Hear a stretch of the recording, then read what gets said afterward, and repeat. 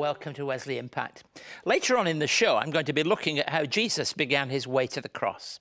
And we'll take a look also at Wesley Mission's work in foster care and our expansion of out-of-home care services on the east coast of Australia. And we meet a man who's got a heart to spread the gospel in the Middle East and in North Africa. Kurt Johansson is director of Sat7, the only Christian TV ministry transmitting the good news with local programming in Arabic, Turkish and Farsi. I met up with him in my office in Sydney during his recent speaking tour of Australia. Kurt, welcome to Australia. Thank you. The dream for you began way back in 1996. Tell us about your work and the 5 channels of Sat7 that you deliver. Yeah, Sat7 is really a dream come true. It came out of the awareness that in the Middle East, all other ways of doing church work is very difficult. But suddenly, the door was open for doing something completely new through satellite television. The advent of satellite television changed a lot, and at the moment more than 300 million in the Middle East have satellite dishes. So if you have a TV station, you can actually reach out to 300 million people. So a lot of people said, that's a good idea, try and do that. But most Christians were worried. It's very difficult, they said. How would you get the money? How would you get the permission to have a local studio? How would you find Christians with a talent for television? How would you find Christians who want their faces to be shown in the public area and so on? But a few people believe so much in this that they started Sat7 with a few hours per week, without any studios, just buying programs here and there. And to make a long story short, we are now on air on 5 channels, each 24 hours a day. We have studios now in Egypt, in Lebanon, in Turkey, in Cyprus and other places. Let me, at first you talk about buying in programs, but now you make a lot of programs. The bulk of your programs are now have a localized sense to them. Exactly.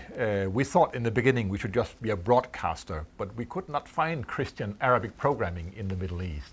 So we found out that we had to produce it ourselves. And I'm happy to say that today we are producing 80% of our broadcasts in the Middle East by ourselves. So our programs are very contextualized, they are very appropriate to this part of the world. They are all produced by Middle East Christians. And it is a way in which the Christian community can get its message out there. Exactly. Isn't it? It's the only way that they can have a megaphone to the world. This is their voice. This is their way of expressing what is the teaching of the church, what are we doing in the church, and what is the future of the church in the Middle East. And like all people around the world, we recognise we live in a very multicultural world, but it's a way in which you can address perhaps sometimes questions that people have got in their minds. Exactly. We can talk about all the taboos, all the forbidden questions. We have a lot of live programs. Almost every day we have between 2 and 4 hours of live programming where the viewers can call in and ask their difficult questions. So we are right on the marketplace talking to real people with real questions. Dare I ask you, what are some of those really difficult questions that people ask? There are very difficult questions about the Trinity, about the crucifixion and so on. Also a bit political questions. Many non-Christians have a lot of misunderstandings about Christ and about his church and his followers. So we can talk openly about all these things in these live programming. The challenges are considerable, and I'm sure that you have to work, and we understand this, under pretty stringent restrictions. How does that work for you? We can in fact say everything we want. We can present Christ in all his beauty. We can say everything from the Bible. What we don't criticize other religions. We're not here to say what we are against. We're here to say what we are for. So we're presenting Christ and his teaching, and we're presenting the local church in all their variety. We're working with all the churches of the Middle East in 19 different countries. And by this we are showing the unity in the diversity of the churches. And to be fair, that's the approach of Jesus anyway to people. He challenged certainly Jewish ideas from time to time, but it doesn't set out to begin with a negative, but rather a much more positive way of doing things. And how satisfied are you that that message is getting out there? Well, I'm very, very satisfied. This is the first time in world history where we can actually go to half of the homes in the Middle East at a time that they like to see it, without anyone watching them, and we can take the viewers by the hand and lead them through the Bible, lead them through the Christian life.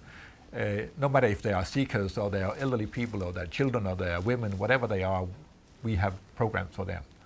Well, that's lovely. Before we move on, I'm going to just pause there to listen to a song from one of our performers, but we'll be back in just a moment.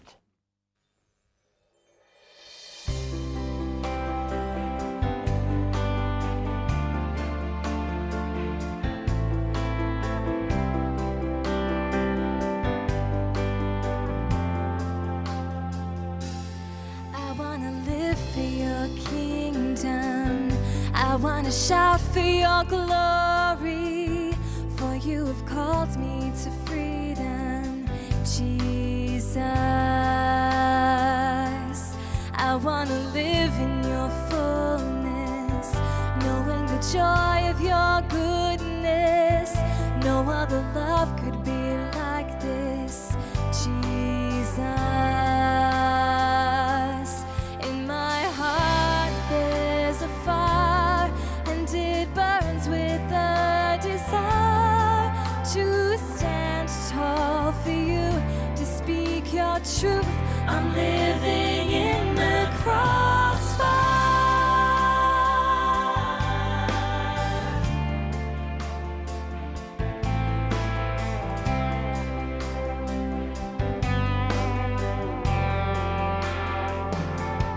There will be those who don't listen. There will be times when I'm weakened, but you are stronger than all this, Jesus. So I will put on your armor, knowing that you're my provider. You have prepared me for battle, Jesus. In my heart there's a fire, and it burns with a desire to stand tall for you, to speak your truth. I'm living in the crossfire.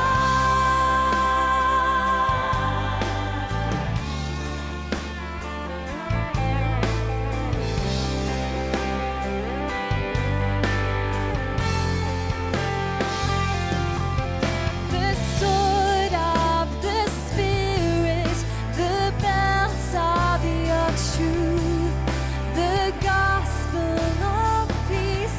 Lord, your word will endure. Your righteousness strengthens.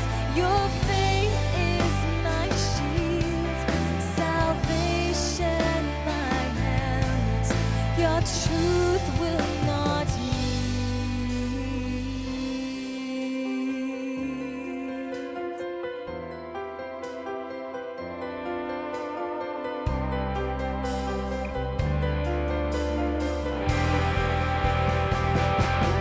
In my heart there's a fire, and it burns with a desire to stand tall for you, to speak your truth. I'm living in the crossfire. I'm living in the crossfire. I'm living in the crossfire. I'm living in the crossfire.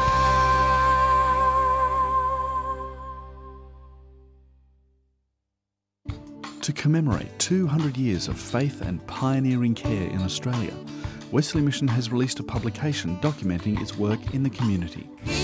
Everyone needs a little rest. Everyone needs a little joy. For more information on today's people, today's story, you can contact us on 02 9263 5555 or email us at impacttv@wesleymission.org.au. And if you'd like to know more about Liz Cole's music, her details will be online all this week. Now let's go back to the second part of that interview with Sat7's Kurt Johansson.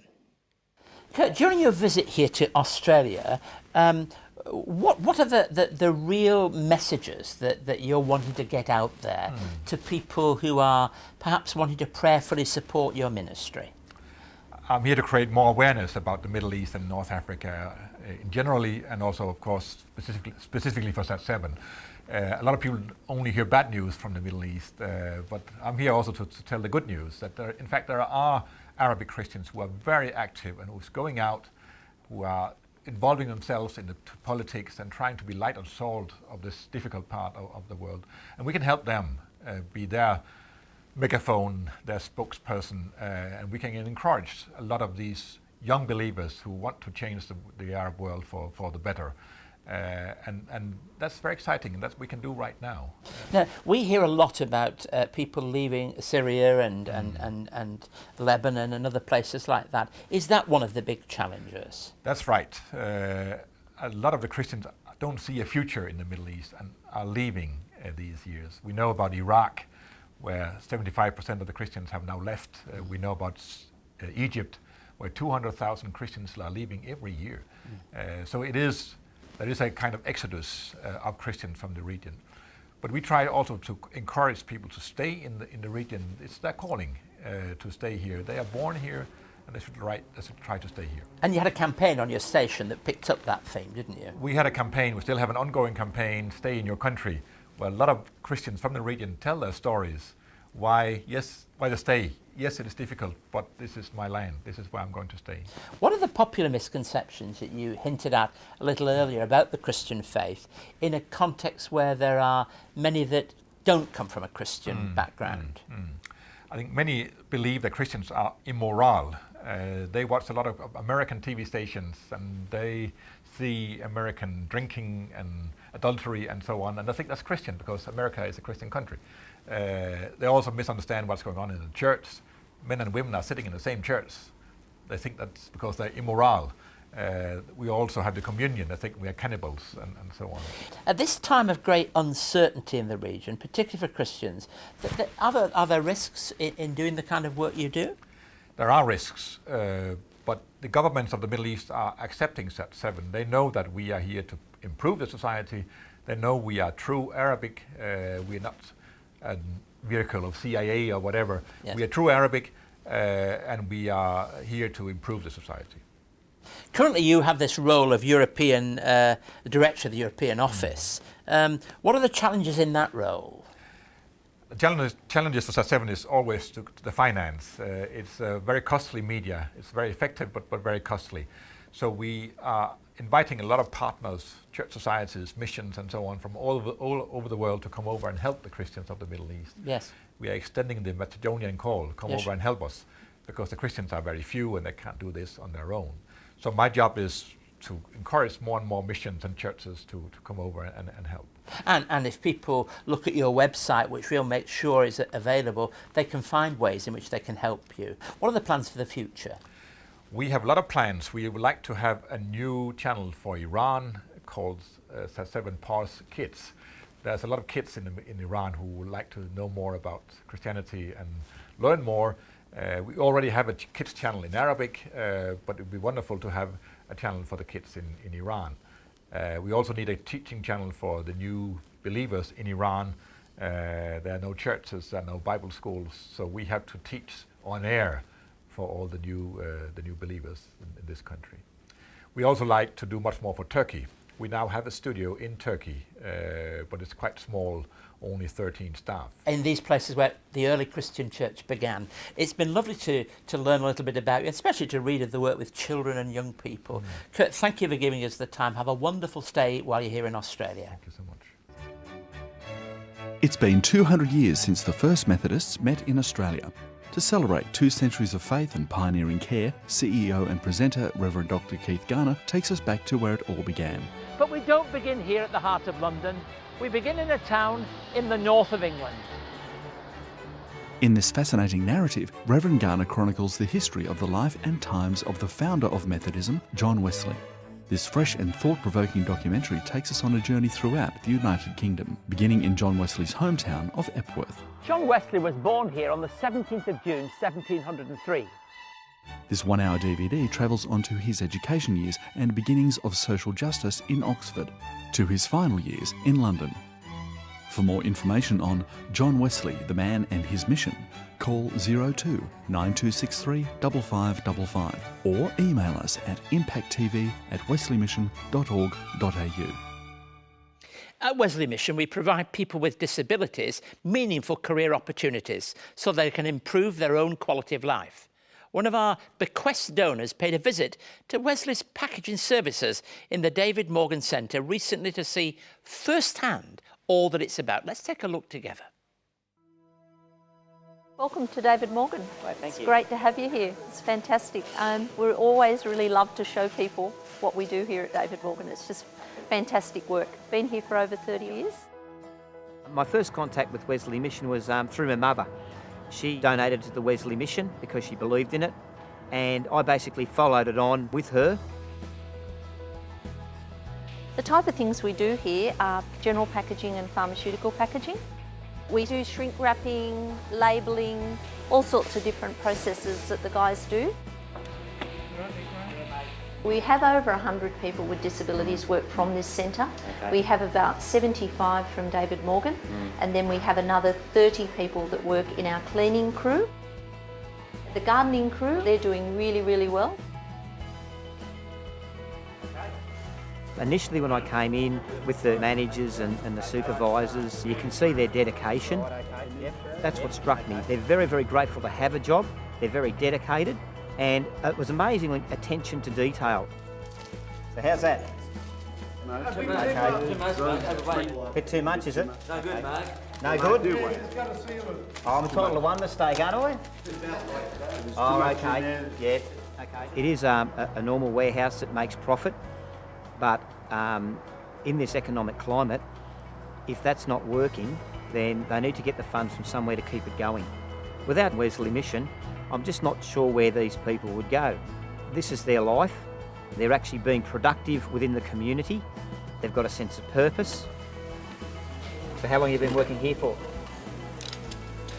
About 33 years. 33 years, gee. It's a long I time. started in 1976. 76, gee, I was still at school, so. I had old friends here. Yeah. Now, Yeah. So have you since made the new people came, Have you made any I new made friends? friends with them. Oh, Yeah. that's good. Yeah, that's really good. Yeah, So really, yeah, I got a lot of friends. yeah, yeah.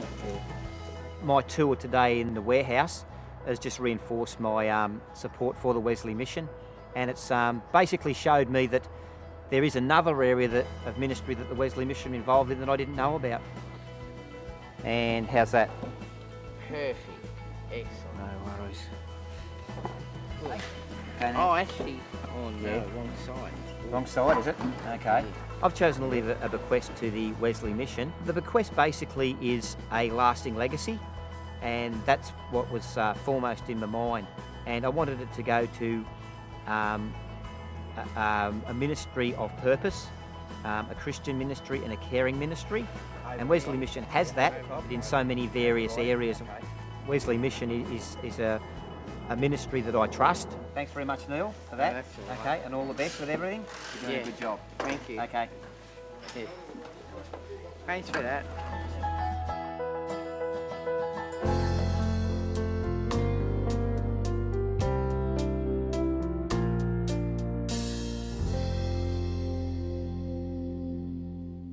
I'm turning to Luke's Gospel, chapter 9, beginning at 51 through to about verse 62 in the end of the same chapter. I want to draw your attention to the fact that this is the start of a very long and significant journey in the Gospel. In fact, when you begin here at verse 51, you really have a journey that runs right the way through to verse 28 of chapter 19. But let me read to you verse 51. As the time approached for him to be taken up to heaven, Jesus resolutely set out for Jerusalem. Now, Luke wants us to see that Jesus is about to experience strong opposition. Opposition should not surprise us because it happened to Jesus throughout the whole of his ministry. And for many, many people, there are great challenges in believing. We heard a little earlier about the challenges in the Middle East for many, many people who are Christians. But here, Jesus is preparing, and I love the fact that he sets out with determination. And the cross seems to be coming into view. The cross that will ultimately be the place where the love of God is displayed and shown to all the world, it comes into view from this quite earlier part in the Passion narrative. And Jesus is undoubtedly in control of the journey. Why else would it say that he resolutely set out for Jerusalem? It doesn't say he had to do this, he chose to do it. And he meets on the way would-be disciples. Now, there were would-be disciples all throughout the ministry of Jesus, but there are three particular would-be disciples, and Jesus questions their readiness. And some of these are the toughest words in the whole of the gospel. First of all, Jesus says it won't be easy. Somebody comes along and it says, I'll follow you wherever you go. You could almost hear them saying it in a way that says, of course I'll do it. Who couldn't do it? It's that easy. But Jesus says it isn't easy. Foxes have holes and birds have nests, but the Son of Man has nowhere to lay his head. And if it's that difficult for him, so it is more difficult for us too, because we may think it's easy, but it's not. And Jesus says his call lies before everything. Here's another tough one. Somebody comes along and says, Lord, first let me go and bury my father. Now, that's a reasonable kind of request, really, for somebody to say. How could we possibly think that was unimportant? But Jesus said to him, let the dead bury their own dead, but you go and proclaim the kingdom of God. Now, there's a danger here of taking these words in too literal a way and suggesting that we shouldn't be concerned about burying the dead or be concerned about our families. But the reality is here that Jesus says the call to follow him, the call to understand God's presence in our lives is something that really comes before everything. And then finally, in these three encounters with would-be disciples, still another, we're told in verse 61, says, I will follow you, Lord, but first let me go back home and say goodbye to all the family. Well, gosh, that's not an unreasonable request, is it? But Jesus says, and these are very striking words, no one who puts his hand to the plough and looks back is fit for service in the kingdom of God. You see, Jesus calls for complete, unwavering commitment. And that really is true all the time. And the question we ask is this: are we ready for such a demand and such a call? We heard earlier about the call to serve in the Middle East. Whether it's in the Middle East or Australia, the UK, New Zealand, or anywhere that you might be sharing in this broadcast with us, all of us have to respond somehow. And we can come up as the would-be disciples did with all our reasons and our excuses, and some of them will be quite acceptable in our minds and in the minds of many others. But it is that sense of real demand. And in a way, when I turn the page back and I hear Jesus responding to the mission that was his to go all the way to the cross, I understand as the time approached for him to be taken up into heaven, Jesus resolutely set out for Jerusalem. So what he asks of others, what he asks of you and he asks of me, is what he himself did, resolutely, all the way to the cross. All for God's grace and God's love. Nothing could be more demanding than that. If you would like to know more about today's topic or for more on Keith's message, contact Keith by writing to Wesley Mission, Post Office Box A5555, Sydney South 1235, or email impacttv@wesleymission.org.au. Many thanks for joining us. I hope you enjoyed meeting Kurt and hearing more about where it's difficult to be a Christian community. It's wonderful that Sat7 reaches out to many who can only meet behind closed doors. They need our prayers amid such troubled times. I want to leave you with Lee Cunningham, and his song today is Prayer for You. And so until next week, goodbye and God bless you.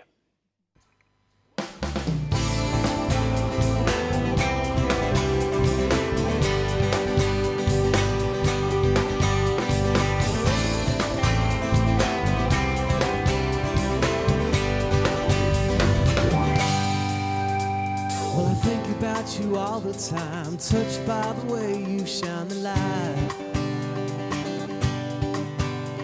You know you're always on my mind, I'm praying for you all the time, but words are hard to find.